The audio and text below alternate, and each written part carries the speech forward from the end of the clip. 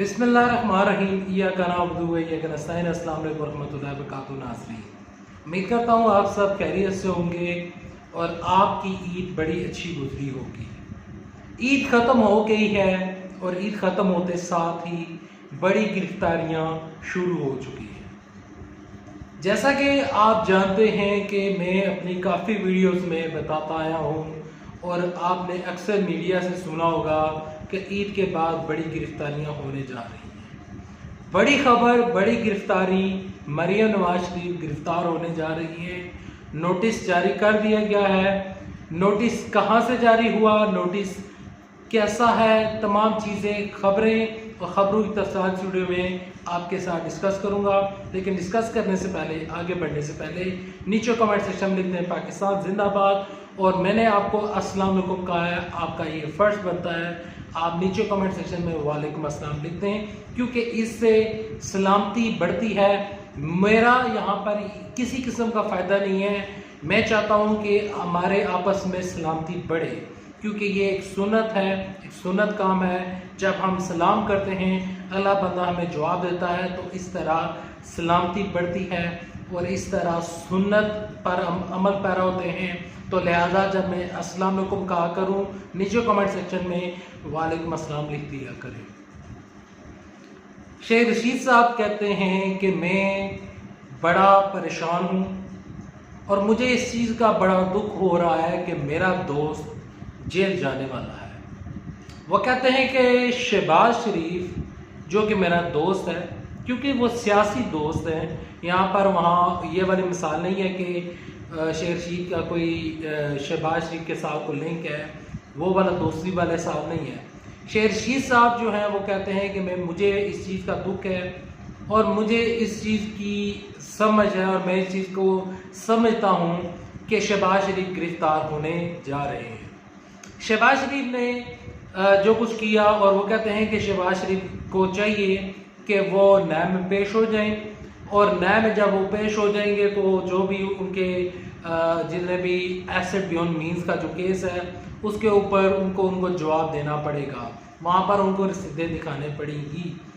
2 जून को न्याय में जो शहबाज शरीफ में उनकी पेशी है, 2 जून में वो न्याय में पेश होते हैं या नहीं, ये शहबाज शरीफ जाने, या फिर उनकी जो मीडिया टीम है, या फिर उनका जो टीम है, जो उनकी सियासी टीम है, वो ही बेहतर बता सकती है कि 2 जून को आया शहबाज शरीफ जो है वो पेश होंगे या नहीं। लेकिन जो शेख रशीद की पेशगोई है वो ये है कि शहबाज शरीफ जो है वो गिरफ्तार हो जाएंगे। शहबाज शरीफ की गिरफ्तारी का तो सबको पता है। शहबाज शरीफ की गिरफ्तारी की लोग सारी बातें कर रहे हैं, लेकिन मरियम नवाज शरीफ की गिरफ्तारी के ऊपर कोई बात नहीं कर रहा। शेख रशीद ने एक टाइम दिया है, शेख रशीद ने एक डेट दी है, और उन्होंने जो डेट दी है वो कहते हैं कि 31 जुलाई तक सारी गिरफ्तारियां हो जाएंगी। सारी गिरफ्तारियों से मुराद वहाँ पर उनकी शहबाज शरीफ थे, वहाँ पर जहांगीर खान थे, इसके अलावा खुसरो बख्तियार थे, इसके अलावा इसमें मरियम नवाज शरीफ भी हैं। मरियम नवाज शरीफ के अब जो नया नोटिस जारी हुआ है, उस नोटिस के बारे में किसी को भी नहीं पता चला, किसी मीडिया ने इस चीज़ को डिस्कस नहीं किया। तो फिर मेरी अब ये जिम्मेदारी बनती है कि मैं वो नोटिस आप तक लाऊं। आखिर वो नोटिस है कौन सा? देखें, जब शहजाद अकबर ने प्रेस कॉन्फ्रेंस की जिसमें उनके साथ शबली फराज थे जो कि वजीर इत्तलात हैं, वहाँ पर उन्होंने आटा चीनी की सब्सिडी जो रिपोर्ट थी उसकी रिपोर्ट पब्लिक की, जिस पर शहबाज शरीफ की चीखें निकल गई। जब शहबाज शरीफ की चीखें निकली और जब शहबाज शरीफ ने अपने बारे में कहा, सलमान शहबाज शरीफ के बारे में बात की, तो वहाँ पर वो मरियम नवाज शरीफ का बात करना भूल गए। देखें, जो सब्सिडी रिपोर्ट है, जितनी भी सब्सिडी रिपोर्ट आई है और जो नया नोटिस जारी हुआ है यानी कि वाजिद ज़िया की तरफ से, उसमें मरियम नवाज शरीफ भी बराबर की हिस्सेदार हैं। ये बात तो मीडिया वाले नहीं बता रहे। मीडिया वाले ये आपको नहीं बता रहे कि जो मरियम नवाज शरीफ हैं, उनके जो समधी हैं, वो भी इस आटा चीनी की जो रिपोर्ट आई है उसमें वो बराबर के हिस्सेदार हैं। और जो चौधरी शुगर मिल्स है उसमें भी मरियम नवाज शरीफ की जो टीटी पकड़ी गई थी, वहाँ पर भी वो जवाब नहीं दे पाई थी। यहाँ पर मरियम नवाज शरीफ की वो वाला अभी भी केस बाकी है जज अरशद मलिक का। जज अरशद मलिक के ऊपर जो इन्होंने फेक रिपोर्ट बनाई, फेक वीडियो थी, फेक से मुराद एडिटेड थी। इनको ये नहीं पता था कि ये वीडियो जो है वो एडिटेड है या नहीं।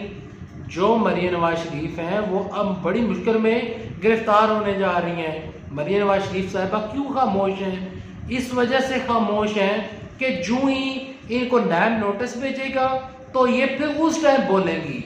बहुत सारे लोग सवाल पूछ रहे हैं कि मरियम नवाज शरीफ साहिबा किधर है, मरियम नवाज शरीफ को क्यों नहीं पकड़ा जा रहा।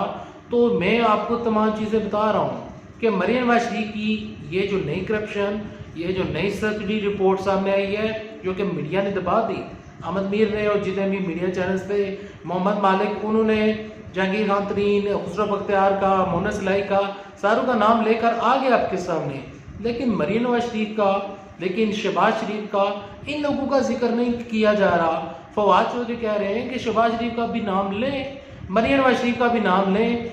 जो नोटिस जारी किया गया है वज़ीर-ए-आज़म इमरान की तरफ से, और वो नोटिस उन्होंने अपने जितने भी लोग हैं उनको उन्होंने बाकायदा तौर पर इस चीज़ का उन्होंने इशारा दिया है और उन्हें सख्ती से उनको बताया है और उनको सख्ती से उनको इनकी सरजनिश की है और कहा गया है कि जितने भी लोग इसमें मुलव्वस थे उनको उनके कैफे के दाद तक पहुँचाया जाए।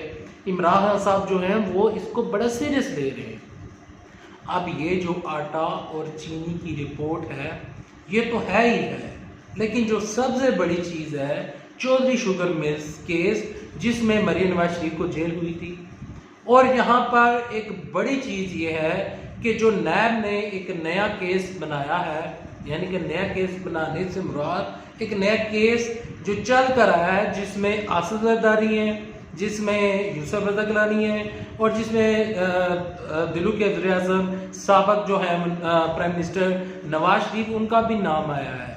नैब के नए केसेस खुलते जा रहे हैं और जो शेख रशीद हैं वो बार बार यही कह रहे हैं कि मैं देख रहा हूँ कि ये जो लोग हैं ये अब जेल में जा रहे हैं। यहाँ पर मैं शहबाज शरीफ को दोबारा इंक्लूड करना चाहूँगा। शहबाज शरीफ ने आसमा शराजी के प्रोग्राम में बैठकर ये कहा कि वो मिड टर्म इलेक्शन देख रहे हैं। पता नहीं उनको वो मिड टर्म इलेक्शन वाले क्यों ख्वाब आते हैं कि मिड टर्म इलेक्शन होंगे और मैं आ जाऊँगा। मैं आपसे पूछता हूँ कि अगर मिड टर्म इलेक्शन हो जाए, इन केस पहली बात है नहीं हो रहे, वो उनके एक नाइटमेयर हो सकते हैं, वो उनके ड्रामने ख्वाब भी हो सकते हैं, वो जिस तरह कहते होते हैं कि बिल्ली के ख्वाब में छिचड़े, तो वही साहब वहाँ पर शहबाज शरीफ का बैठ रहा है। तो मिड टर्म इलेक्शन की बातें वो गलत कर रहे हैं। शहबाज शरीफ ये कर रहे हैं कि ये तमाम चीज़ें और ये जितनी भी चीज़ें हो रही हैं, ये अटेंशन जो है, जो कि मीडिया तो फोकस नहीं कर रहा। इमरान खान साहब जो है वो इस चीज़ के ऊपर फोकस कर रहे हैं कि किस तरीके के साथ जितने भी लोग इसमें इन्वॉल्व थे उनको सज़ाएं मिलें। तो उनको पता है शहबाज शरीफ को अब हमें सज़ाएं मिलेंगी, तो वो एक नया शोशा छोड़ देते हैं कि मिड टर्म इलेक्शन हो रहे हैं और वहाँ पर आसमा शरादी जो है वो क्रॉस जो क्वेश्चन होते हैं वो नहीं करती।